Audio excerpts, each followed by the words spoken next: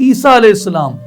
امام مہدی علیہ السلام کی اقتداء میں نماز پڑھیں گے۔ اے ایمان والو، اپنے عہد پورے کرو۔ ایسے لوگ بھی کافر ہو گئے ہیں جنہوں نے کہا کہ اللہ 3 معبودوں میں سے تیسرا ہے۔ برہان سے مراد حضور علیہ السلام کی ذات اقدس ہے۔ ایک انسان کا قتل جو ہے وہ تمام انسانوں کا قاتل ہے۔ یہ مرشد کو بھی وسیلہ قرار دیا گیا ہے، اور نور مبین سے مراد قرآن مجید ہے۔ الحمدللہ رب العالمین، الصلاۃ والسلام علی سید الانبیاء والمرسلین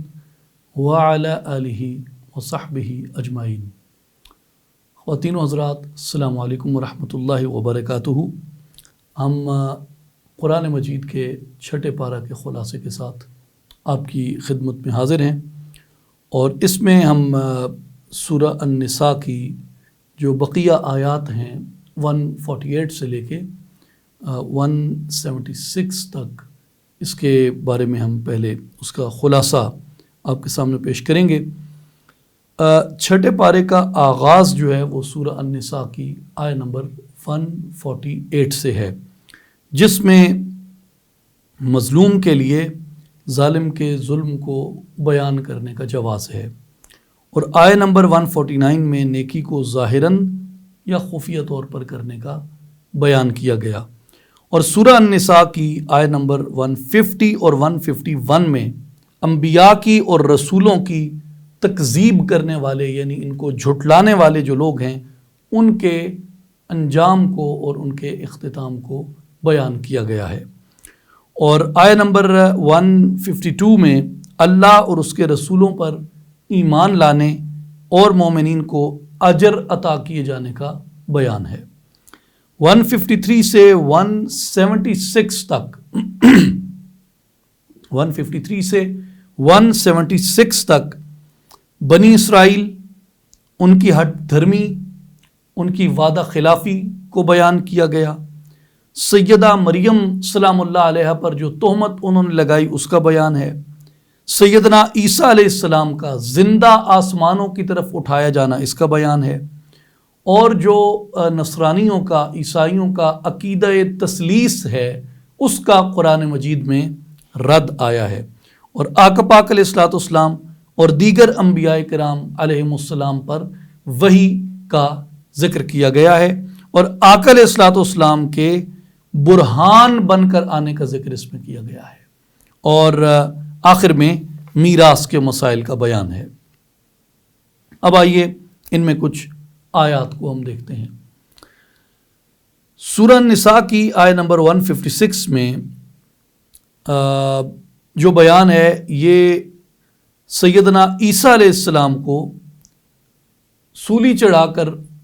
قتل کر دینے یا شہید کر دینے کا جو دعویٰ ہے یہود کا، اس کا رد قرآن مجید میں کیا گیا ہے۔ وَقَوْلِهِمْ إِنَّا قَتَلْنَا الْمَسِيحَ عِيسَى ابْنَ مَرْيَمَ رَسُولَ اللَّهِ وَمَا قَتَلُوهُ وَمَا صَلَبُوهُ وَلَكِنْ شُبِّهَ لَهُمْ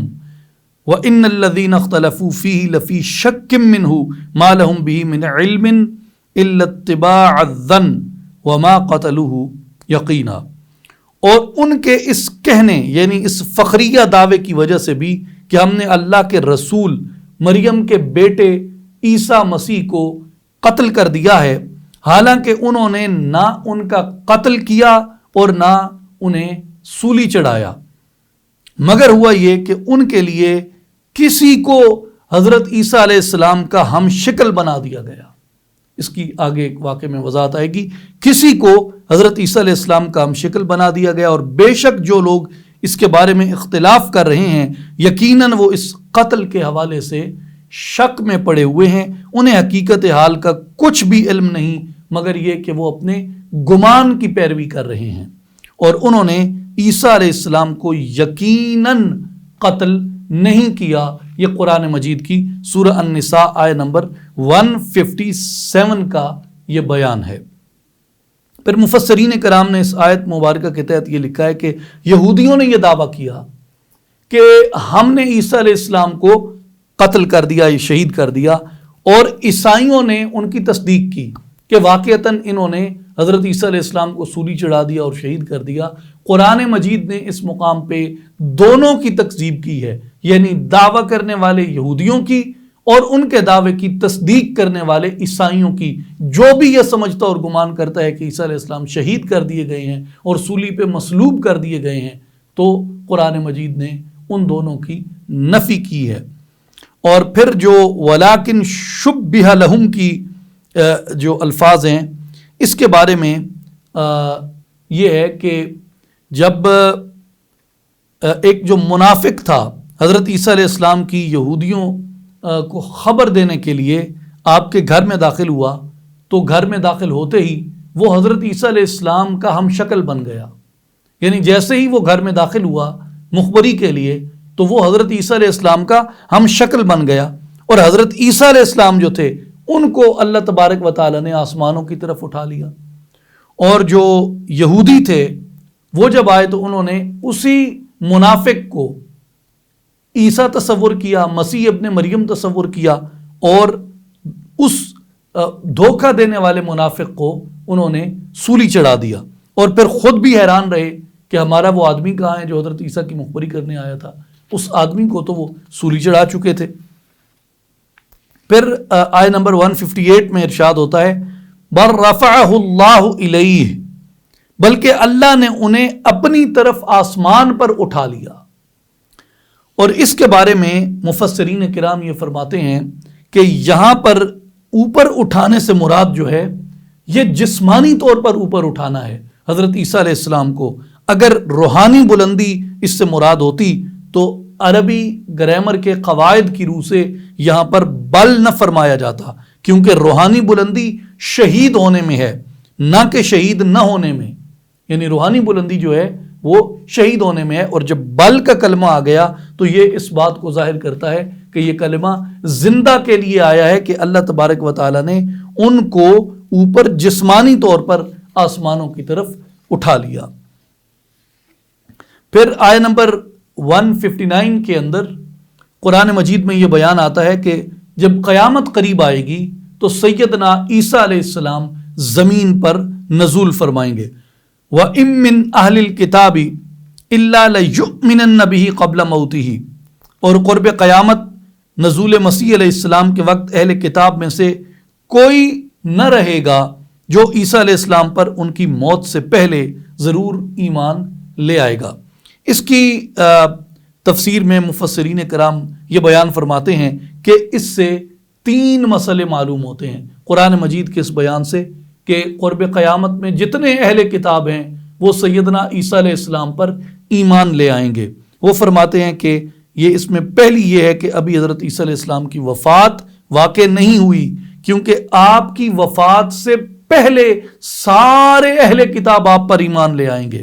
حالانکہ ابھی تک جو یہود ہیں وہ حضرت عیسیٰ علیہ السلام پر ایمان نہیں لائے۔ تو قرآن کا بیان ہے کہ سبھی اہل کتاب حضرت عیسیٰ علیہ السلام پر ایمان لے آئیں گے، تو ابھی آپ کا آنا جو ہے وہ باقی ہے۔ اور یہ اس بات کی دلیل ہے کہ آپ کی وفات نہیں ہوئی، قبل موت ہی کے الفاظ ہیں، آپ کی موت سے پہلے، تو اس کا مراد یہ ہے کہ ابھی عیسیٰ علیہ السلام کی موت واقع نہیں ہوئی۔ اور دوسری یہ کہ قرب قیامت میں حضرت عیسیٰ علیہ السلام کی زمین پر آمد جو ہے وہ یقینی ہے۔ اور تیسری یہ کہ آپ کی اس آمد سے اور جب آپ فتنے کو ختم کریں گے تو اس کے بعد جتنے یہودی اور نصرانی ہیں وہ سب کے سب مسلمان ہو جائیں گے۔ اور اس پر حدیث مبارک ہے، رسول اللہ صلی اللہ علیہ وآلہ وسلم نے فرمایا کہ لوگوں یاد کرو وہ وقت کیسا ہوگا جب عیسیٰ ابن مریم زمین پر تشریف لے کے آئیں گے، اور آپ صلی اللہ علیہ وسلم نے امام مہدی علیہ السلام کی طرف اشارہ کرتے ہوئے فرمایا کہ عیسیٰ علیہ السلام امام مہدی علیہ السلام کی اقتداء میں نماز پڑھیں گے، اور حضور نے فرمایا کہ وہ وقت کیسا ہوگا جب بنی اسرائیل کے انبیاء میرے امتی کی امامت کے اندر نماز ادا کریں گے۔ تو اس لیے عیسیٰ علیہ السلام مسلمان ہوں گے اور دین مصطفی صلی اللہ علیہ وآلہ وسلم کے اوپر وہ لوگوں کو دعوت دیں گے، اس لیے کہ قرآن کی روح سے اور ان کی اپنی کتب کی روح سے اور ان کے اپنے صحیفوں کی روح سے اور ان کی جو آگے کمنٹریز لکھی گئی ہیں ان کی روح سے بڑا تفصیلی اس کے اوپر ذخیرہ اور مواد موجود ہے، اور اب تو جدید تحقیقات میں ہزارہا مقام پر جو مشنریز ہیں وہ اس بات پہ لاجواب ہیں، اور وہ اس بات کو ماننے پہ مجبور ہیں کہ جتنے بھی انبیاء آئے ہیں وہ محمد مصطفیٰ صلی اللہ علیہ وآلہ وسلم کی آمد کی بشارت دیتے گئے کہ جب یہ نبی برحق مبعوث ہوں گے تو ہم سب پر لازم ہے کہ ہم ان کی اتباع کریں گے۔ اور یہی وہ بات ہے جس کو قرآن بھی ریپیٹ کرتا ہے کہ یہ ان لوگوں نے حق کو چھپایا ہے۔ حق کو چھپایا کیسے ہے کہ حضور علیہ الصلوۃ والسلام کی آمد کے بارے میں وہ اس بات کو انہوں نے تسلیم نہیں کیا۔ اب عقیدہ تثلیث جو تھا، اس کے بعد قرآن مجید میں آیت نمبر 171 سورہ النساء میں عقیدہ تثلیث کا ابطال کیا گیا ہے اور اس کا باطل ہونا قرار دیا گیا ہے، اور اللہ فرماتا ہے کہ وَلَا تَقُولُوا ثَلَاثَةٌ انتہوا خیر لکم انما اللہ الہ واحد، اور مت کہو کہ معبود تین ہیں، فرمایا اس عقیدے سے باز آ جاؤ، تمہارے لیے بہتر ہے، بے شک اللہ ہی یکتا معبود ہے، انما اللہ الہ واحد، وہی یکتا معبود ہے۔ اور اس کے تحت جو ہے وہ مفسرین یہ فرماتے ہیں کہ حضرت عیسیٰ علیہ السلام کو خدا کا بیٹا کہتے تھے عیسائی، اور بعض انہیں تیسرا خدا مانتے تھے اور بعض انہیں خدا مانتے تھے۔ ان تینوں فرقوں کی اس کے اندر تردید آ گئی، یعنی ایک فرقہ جو عیسیٰ علیہ السلام کو خدا کا بیٹا کہتا تھا، اللہ میں فرما کر اس کی تردید کر دی گئی، اور جو واحدن ہے اس میں دوسرے فرقے کی تردید کر دی گئی، اور جو الہ واحد جو تین خدا مانتے تھے ان کی بھی اس میں تردید کر دی گئی۔ اور اس کے بعد قرآن مجید نے فرمایا کہ تم یہ نہ کہو کہ تین معبود ہیں، اس قول سے باز رہو، یہ تمہارے لیے بہتر ہے۔ قرآن مجید سے یہ معلوم ہوتا ہے کہ جو عیسائی ہیں وہ تین خدا مانتے ہیں۔ اس کے دو فرقے ہیں، ایک اللہ، عیسیٰ اور مریم، اور وہ ان کو اقانیم ثلاثہ کہتے ہیں، اور ہر اقنیم کا دوسری اقنیم کے اندر حلول مانتے ہیں کہ یہ تینوں دراصل ایک ہو چکے ہیں۔ اور قرآن مجید اس بارے میں ارشاد فرماتا ہے کہ وَإِذْ قَالَ اللَّهُ يَا عِيسَى ابْنُ مَرْيَمَ أَأَنْتَ قُلْتَ لِلنَّاسِ اتَّخِذُونِي وَأُمِّي إِلَٰهَيْنِ مِن دُونِ اللَّهِ، اور جب اللہ فرمائے گا کہ اے عیسیٰ ابن مریم، کیا تم نے لوگوں سے کہا تھا کہ تم مجھ کو اور میری ماں کو اللہ کے سوا دو معبود بنا لو؟ تو یہاں پر یہ معلوم ہوتا ہے کہ ایک فرقہ ان کا ایسا ہے جو اللہ، عیسیٰ اور مریم ان کو وہ خدا مانتا ہے، اور وہ کہتا ہے کہ یہ تینوں ایک دوسرے میں حلول کر چکے ہیں۔ اور ایک فرقہ ایسا ہے جو اللہ، عیسیٰ اور روح القدس ان کو خدا مانتا ہے، اور جو عیسائی ان تینوں کو الگ الگ بھی خدا مانتے ہیں اور ان تینوں کو ایک خدا بھی مانتے ہیں۔ اور اس آیت میں اللہ تبارک و تعالیٰ نے یہ فرمایا کہ یہ نہ کہو کہ تین خدا ہیں یا تین اقانیم ہیں، اور ان میں سے ہر ایک دوسرے کی عین ہے، اور ان میں سے ہر ایک کامل خدا ہے، اور ان کا مجموعہ بھی ایک خدا ہے، کیونکہ جب تم یہ بات کرتے ہو معاذ اللہ تو اس سے عقیدہ توحید خالص کی نفی ہوتی ہے، اس عقیدے کی نفی ہوتی ہے حضرت عیسیٰ علیہ السلام نے توحید کے جس عقیدے کا پرچار کیا تھا، اور وہ کیا تھا؟ وہ تھا لا الہ الا اللہ وحدہ لا شریک لہ۔ قرآن مجید نے جس کے اوپر اس بیان کو بہت واضح کیا اور بڑی جامع اس کے اوپر ایک قول میں سارا جو یہ دعویٰ تھا، گمراہی تھی عیسائیوں کی، اس کو قرآن مجید نے واشکاف الفاظ میں رد کر دیا، لم یلد ولم یولد۔ اور تثلیث کو جمع کرنا جو ہے یہ بھی غیر معقول ہے، اور مفسرین فرماتے ہیں کہ یہ اجتماع الازداد ہے، یعنی ضدیں جمع کی گئی ہیں، ایک بشر ہے، ایک فرشتہ ہے اور ایک اللہ ہے، تو یہ اجتماع ازداد ہے، اور یہ عقل کے بھی خلاف ہے ایسا ہونا۔ اور اللہ تعالیٰ نے تثلیث کے قائلین جو ہیں ان کو قرآن مجید میں بڑے واشگاف الفاظ میں کفر کا مرتکب قرار دیا اور کافر قرار دیا۔ لَقَدْ كَفَرَ الَّذِينَ قَالُوا إِنَّ اللَّهَ ثَالِثُ ثَلَاثَةٍ وَمَا مِنْ إِلَٰهٍ إِلَّا إِلَٰهٌ وَاحِدٌ، بے شک ایسے لوگ بھی کافر ہو گئے ہیں جنہوں نے کہا کہ اللہ تین معبودوں میں سے تیسرا ہے، حالانکہ معبود یکتا کے سوا کوئی عبادت کے لائق نہیں ہے۔ اور سورہ المائدہ میں فرمایا لَقَدْ كَفَرَ الَّذِينَ قَالُوا إِنَّ اللَّهَ هُوَ الْمَسِيحُ ابْنُ مریم، در حقیقت ایسے لوگ کافر ہو گئے ہیں جنہوں نے کہا کہ اللہ ہی مسیح ابن مریم ہے۔ تو الحمدللہ وہ عقیدہ توحید جو سیدنا ابراہیم علیہ السلام سے، سیدنا اسحاق علیہ السلام اور سیدنا اسماعیل علیہ السلام سے، سیدنا یعقوب علیہ السلام اور یوسف علیہ السلام اور سیدنا داؤد علیہ السلام اور سیدنا سلیمان علیہ السلام، سیدنا موسیٰ علیہ السلام، سیدنا یحییٰ اور زکریا علیہم السلام اور سیدنا عیسیٰ علیہ السلام تک جو عقیدہ توحید پہنچا اور جس کا انہوں نے ابلاغ کیا اور جس کی طرف انہوں نے دعوت دی، آج اگر وہ عقیدہ توحید اپنے صحیح ایسنس کے ساتھ کوئی آسمانی مذہب اگر اس کا پرچار کر رہا ہے، کوئی قوم اپنی تمام تر خرابیوں کے باوجود اگر اس سچے برحق عقیدے کا ابلاغ کر رہی ہے، دنیا کو اس معبود واحد کی دعوت دے رہی ہے، تو وہ الحمدللہ ثم الحمدللہ حضرت ابراہیم علیہ السلام کے اس عقیدے کی، حضرت اسحاق علیہ السلام کے اس عقیدے کی، حضرت یعقوب علیہ السلام کے اس عقیدے کی، حضرت داؤد و سلیمان علیہ السلام کے، حضرت موسیٰ علیہ السلام کے اور حضرت عیسیٰ علیہ السلام کے اس عقیدے کی اگر کوئی امین ہے تو وہ محمد مصطفیٰ احمد مجتبیٰ صلی اللہ علیہ وآلہ وسلم کی امت اس کی امین ہے، جو اسی معبود برحق کی طرف بلاتی ہے۔ اور وہ کیا مانتی ہے؟ لا الہ الا اللہ وحدہ لا شریک لہ۔ اور وہ کیا مانتی ہے؟ قل هو اللہ احد اللہ الصمد لم یلد ولم یولد ولم یکن لہ کفوا احد۔ پھر آگے چلتے ہیں، آیت نمبر 174 میں سورہ النساء کی ارشاد ہوتا ہے یا ایھا الناس قد جاءکم برہان من ربکم وانزلنا الیکم نورا مبینا، اے لوگو بے شک تمہارے پاس رب کی جانب سے ذات محمدی صلی اللہ علیہ وآلہ وسلم کی صورت میں ذات حق جل مجدہ کی سب سے زیادہ مضبوط، کامل اور واضح دلیل قاطع آ گئی ہے، اور ہم نے تمہاری طرف حضور کے ساتھ قرآن کی صورت میں واضح اور روشن نور بھی اتارا ہے۔ امام ابو حیان اندلسی رحمۃ اللہ علیہ تفسیر البحر المحیط میں اس آیہ مبارکہ کی تفسیر کے اندر فرماتے ہیں الجمہور علی ان البرہان ہوا محمد صلی اللہ علیہ وسلم، جمہور کے نزدیک، جمہور مفسرین کے نزدیک اور علماء کے نزدیک برہان سے مراد حضور علیہ الصلوۃ والسلام کی ذات اقدس ہے۔ اور امام فخر الدین رازی آپ تفسیر کبیر میں فرماتے ہیں والبرہان ہوا محمد علیہ الصلوۃ والسلام، برہان سے مراد رسول اللہ صلی اللہ علیہ وآلہ وسلم کی ذات گرامی ہے۔ اور پھر آگے وہ فرماتے ہیں کہ وَإِنَّمَا سَمَّاهُ بُرْهَانًا لِأَنَّ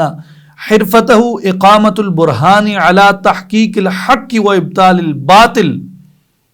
آپ کو برہان اس لیے کہا گیا ہے کہ آپ کا معمول یعنی آپ کا کام اور آپ کا عمل جو ہے وہ حق کے ثبوت اور باطل کے ابطال کے اوپر وہ برہان قائم کرنا ہے۔ وَالنُّورُ الْمُبِينُ هُوَ الْقُرْآنُ، اور نور مبین سے مراد قرآن مجید ہے۔ وَسَمَّاهُ نُورًا لِأَنَّهُ سَبَبٌ لِوَقُوعِ نُورِ الْإِيمَانِ فِي الْقَلْبِ، اور اسے نور کا نام اس لیے دیا گیا قرآن کو کہ یہ دل میں ایمان کے نور کے واقع ہونے کا سبب ہے۔ اور رسول اللہ صلی اللہ علیہ وآلہ وسلم کو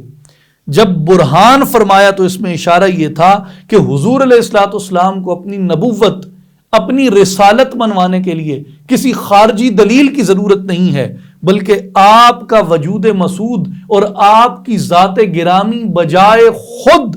نبوت اور رسالت کے اوپر دلیل ہے۔ اور یہی وجہ ہے کہ دیگر انبیاء کرام جو تھے اللہ تبارک و تعالیٰ نے ان کی نبوتوں پہ، ان کی رسالتوں کے اوپر، ان کے برحق ہونے کے اوپر اللہ تبارک و تعالیٰ نے خارجی معجزات پیش کیے، لیکن حضور علیہ الصلوۃ والسلام کی نبوت اور حضور علیہ الصلوۃ والسلام کی رسالت کی دلیل کے طور پہ خود حضور کی اپنی عمر مبارک کو پیش کیا، حضور کی اپنی حیاتی کو پیش کیا، جیسے سورہ یونس میں ارشاد باری تعالی فقد لبثت فیکم عمرا من قبلہ افلا تعقلون، فرمایا پس تحقیق میں نے اس سے پہلے تمہارے درمیان عمر بسر کی ہے، افلا تعقلون، کیا تم لوگ عقل نہیں رکھتے کہ میری جو زندگی اعلان نبوت سے 40 برس پہلے جو گزری ہے، قرآن آنے سے 40 برس پہلے جو گزری ہے، کیا وہ میرے نبی یہ برحق ہونے کی تصدیق نہیں کرتی؟ عقل سے کام نہیں لیتے تم؟ اور پھر اس کے بعد سورہ المائدہ شروع ہوتی ہے، جس کے بارے میں رسول اللہ صلی اللہ علیہ وآلہ وسلم نے فرمایا، یہ 6 پارے میں حضور علیہ الصلوۃ والسلام نے فرمایا کہ سورہ المائدہ اللہ کی ملکوت میں منقضہ کہلاتی ہے، کیونکہ یہ سورت جو ہے سورہ المائدہ، یہ اپنے پڑھنے والے کو عذاب کے فرشتوں کے ہاتھوں سے نجات دیتی ہے۔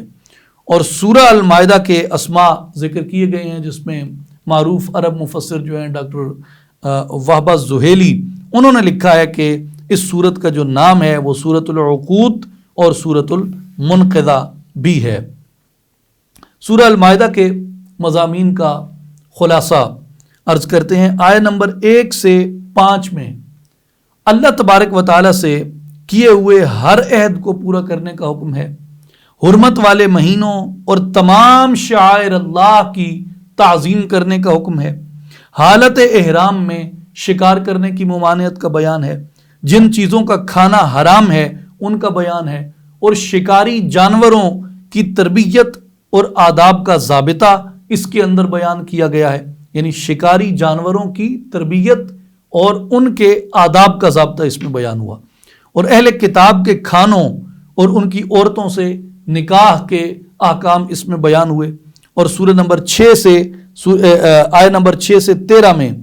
وضو کی فرضیت کا بیان ہوا، حالت عذر میں تیمم کا حکم آیا، اور مسلمانوں کو کفار کے شر اور فساد کے باوجود عدل و انصاف پہ قائم رہنے کا حکم قرآن مجید میں ہوا، اور آیت نمبر 6 سے 13 میں بنی اسرائیل سے اتباع شریعت کے عہد و میثاق لینے کا بیان آیا، اور اس عہد کے توڑنے کی وجہ سے ان کے اوپر اللہ کی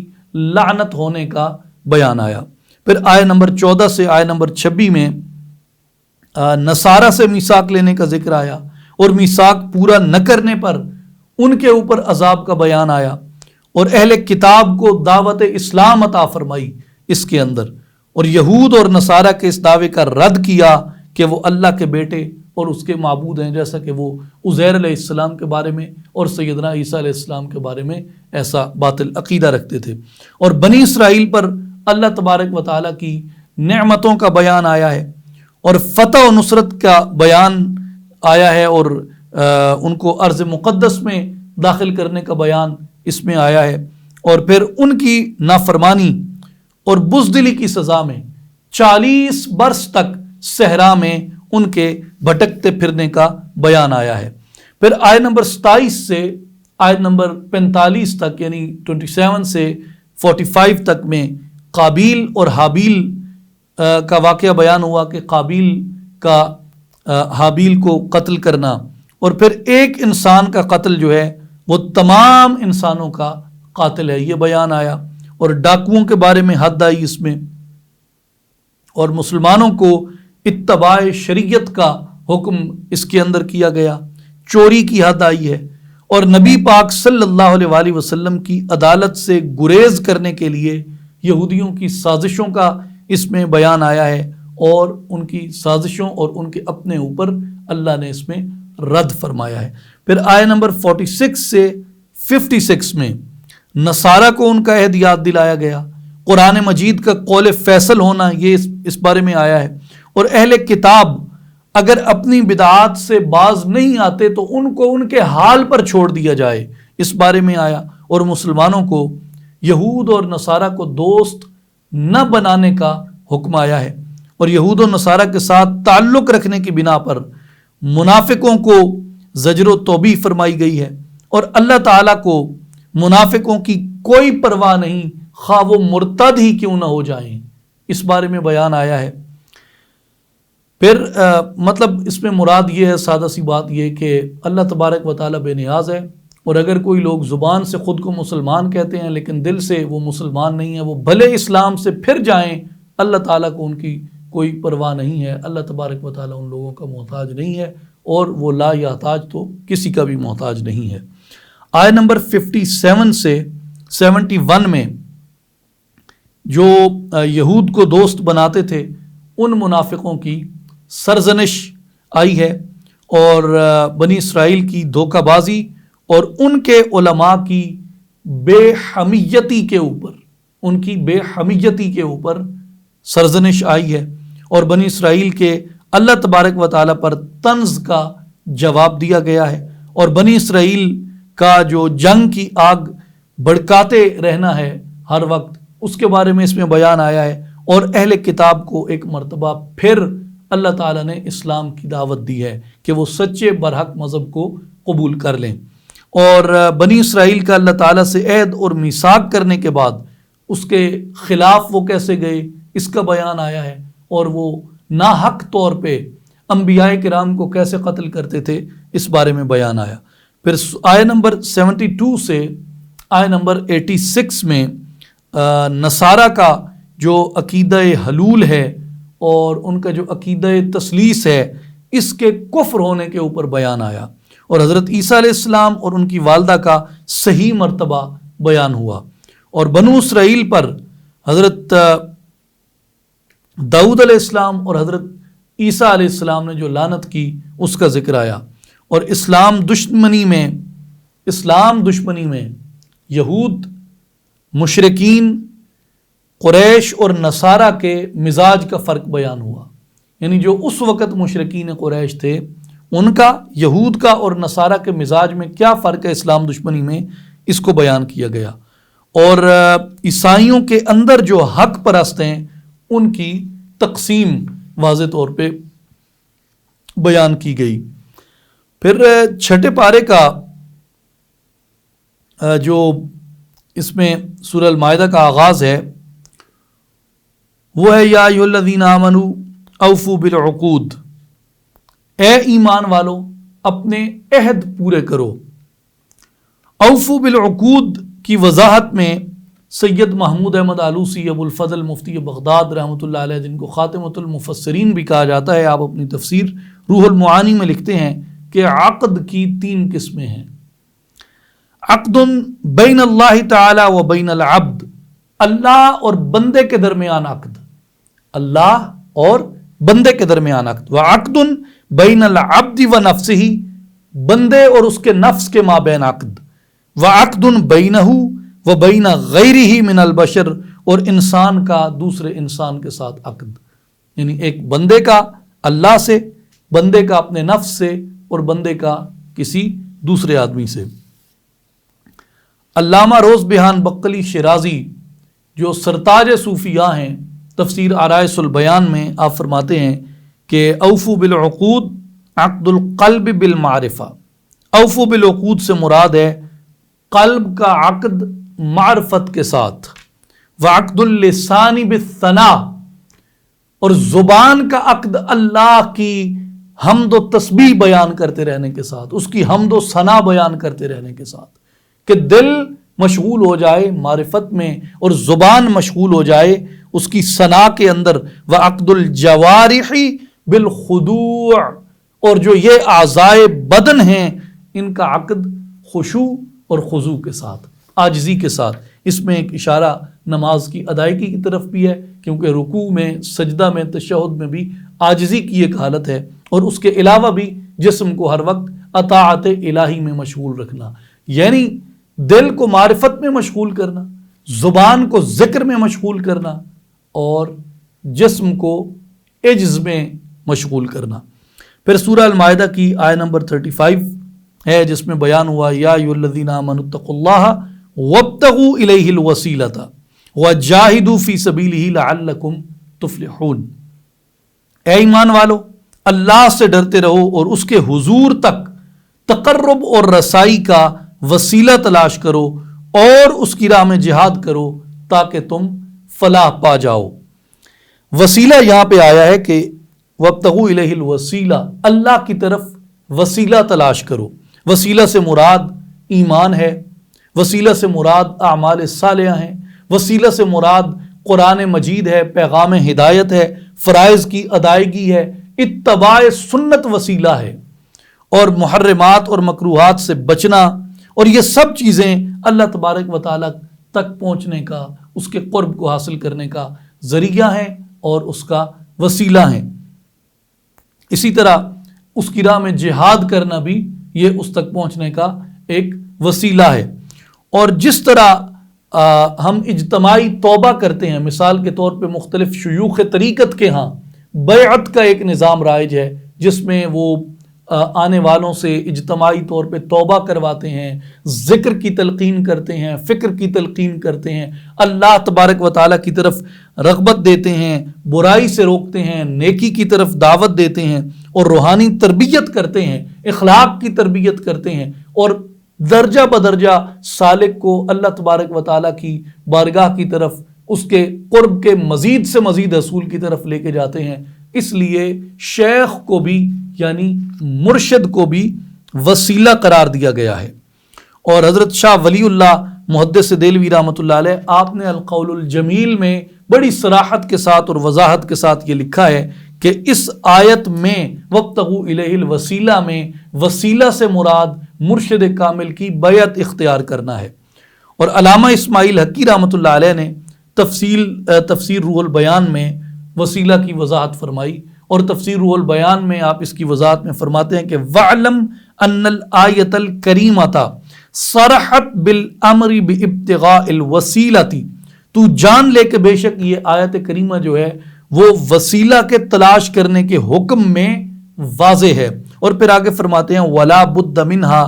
الْبَتَّةَ فَإِنَّ الْوَصُولَ إِلَى اللَّهِ تَعَالَى لَا يَحْصُلُ إِلَّا بِالْوَسِيلَةِ،